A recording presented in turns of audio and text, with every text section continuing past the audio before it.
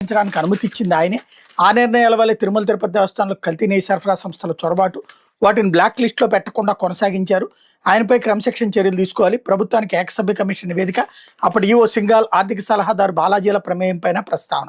వైకాపా ప్రభుత్వంలో తిరుమల శ్రీవారి లడ్డూ ప్రసాదం తయారీ కోసం కల్తీ నెయ్యి సరఫరా జరగడానికి నాటి ఈవో ఏవి ధర్మారెడ్డి ప్రధాన కారణమని ఏకసభ్య కమిషన్ నిగ్గుదేల్చింది. నాణ్యమైన నెయ్యి సరఫరాకు తూట్లు పొడిచేలా టెండర్ నిబంధనలు సడలించడానికి ఆయన అనుమతి ఇచ్చారని, ఆ నిర్ణయాల ఫలితంగానే కల్తీ నెయ్యి సరఫరా చేసే మోసపూరిత సంస్థలు తిరుమల తిరుపతి దేవస్థానం చొరబడ్డాయని స్పష్టం చేసింది.